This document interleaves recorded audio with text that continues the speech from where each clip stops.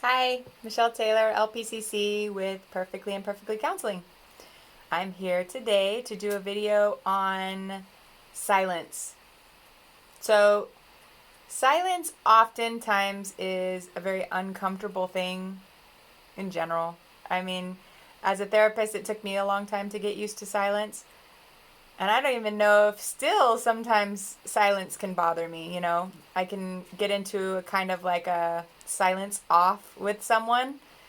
I learned in my training that silence is very powerful and there are different types of silences, you know, one of them being the silence that is reflective. If you take away that opportunity for silence, then you're essentially taking away the opportunity to reflect in that moment. So there's also a bad silence that can often be confused with stonewalling, where the person is too flooded to be able to respond right.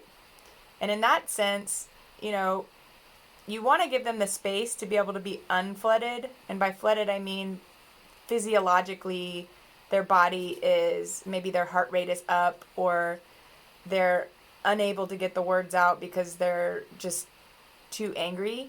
The cortisol and the adrenaline are just shooting through their body because they're too angry or upset.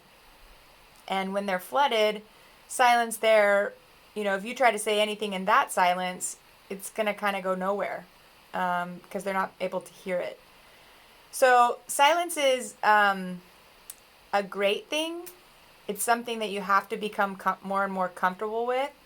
Uh, think about when you're talking to an upset child,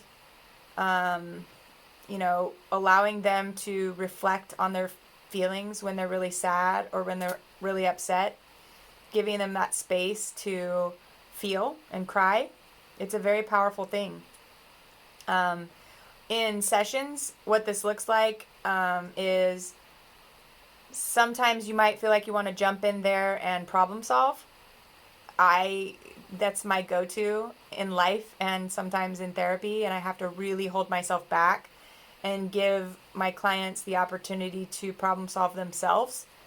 I often try to rationalize it as if I go in there and try to problem solve for them, I'm taking away their power to be able to problem solve it themselves.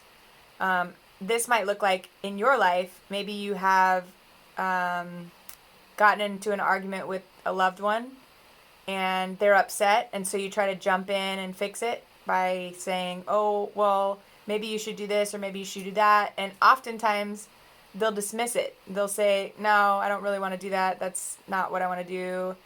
And you kind of feel like you're running in place on a treadmill. You're doing a lot of work for very little movement.